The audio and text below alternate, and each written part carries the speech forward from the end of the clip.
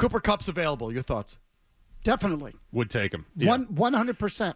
Definitely. And again, I'm under no illusion about what Cooper Kupp is at this stage of his career. You know, everybody talks about him winning the receiving triple crown in 2021, I think it was, where he led the league in receptions, yards, and touchdowns. He's not that guy anymore. But is he a guy that can find a hole in the defense and catch a ball on third down? My answer is yes.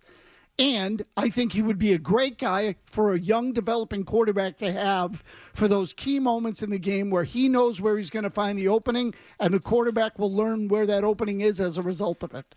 I think he is great training wheels or a great pair of training wheels for a young quarterback. I think he'd be great for Drake May. Instant upgrade in that room where they desperately need it. Again, he's not the player that he was a few years ago, but like Mazz said, if it's like 3rd and 6, 3rd and 7, can you get separation and get open that Drake May can get it to you? He can be that guy. Leadership. He's been a winner. Yeah, they should be in on him. So it's been reported they're non-suitors. Mass Live, Karen Garesian, impeccable. Mark Daniels reported it said the Patriots were non-suitors as of February 28th. Okay, so maybe things have changed. Maybe they thought they were going to have Godwin in their back pocket or something like that. But maybe, so I don't know why they would be non-suitors, though. Why would they be non-suitors for Cooper Kupp? Because he's expensive. I don't know if he's going to be expensive. The Rams tried to trade him. No one was there to trade him. He has $12.5 million guaranteed left on his contract that I think the Rams are responsible for. Right, because he got released. They own it now. The Rams owe him that guarantee. So this is kind of the player equivalent of these free coaches the Pats have had, where someone else is paying part of their salary. That should be like their sweet spot. Unless he's on waivers, but you know, because then you would take the contract if you're the Patriots. But that's right. But it sounds like he's been released. So I mean, this is who's responsible for the 12.5 guaranteed? I would assume it's the Rams, because you're going to sign him to a whole new contract if he's been released, not subject to waivers, all of that. And other than that, like, is he the kind of guy at this stage of his career is going to be like, give me the ball? Is he going to be a pain in the ass? Going to be like, because they keep talking about, they being reporters, because obviously the team is letting them know this, that it's super important, the character element at that position. We don't let someone upset Drake May and someone who can work with Drake May and not get in his head or demand the ball or be blah, blah, blah. Like, don't you think Cooper Kupp at this stage of his career would be that guy? Yes. He's won, knows what it takes to win, knows he's not the, give me the damn ball, number one guy, like the kind of thing. Like, you feel like he would fit into that.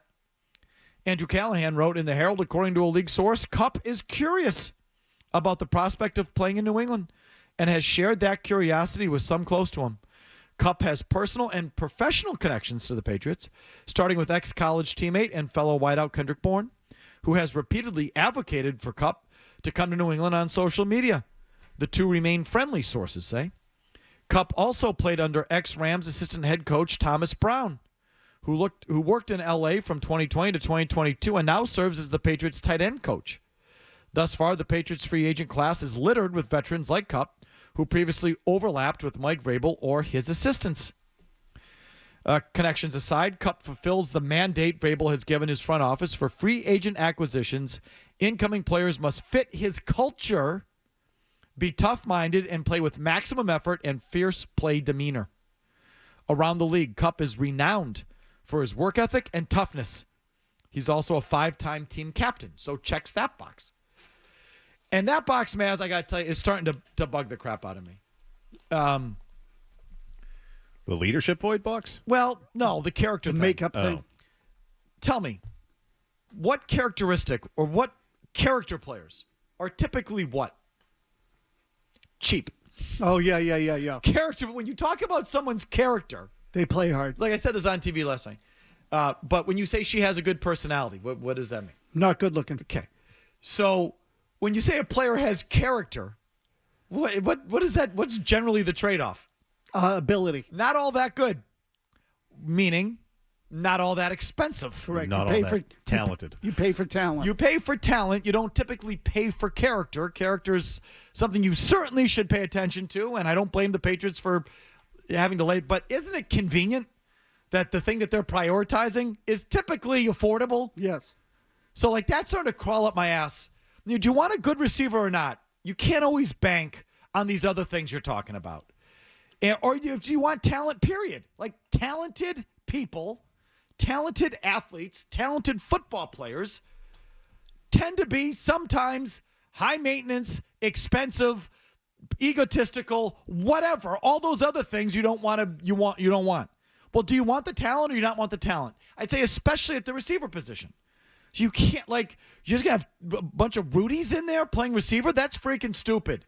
But it sure is cheap. So the whole character thing at receiver is starting to crawl up my ass a little bit. Yeah, but as a whole, I mean, look, you were covering the team at the time. Like, these guys, if you are starting from ground yes, zero, they work with Tom Brady, 100%. Everything works with Tom Brady. I'm sorry to jump on you, Murray, but but know that at the time. I mean, no, you didn't know it at the time. It's true. But bringing in Vrabel at the time and Brian Cox and other guys like that, I mean, you did build a foundation. Definitely. So maybe this is what Vrabel now, as the coach, is trying to emulate. Well, and the other thing is, as it pertains to Kupp, he's not the only guy I would want.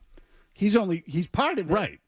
So, would I take him? Yeah. Would I rather have Devontae Adams? Yes. The whole Patriots. So would the Rams. I'd like him paired with T. Higgins. If you want to go back to that Patriots era, and I'm kind of a sucker to it as well. Like if you've got a great quarterback, you shouldn't need to pay through the nose for the number one outside receiver who's a pain in the ass. I generally believe that.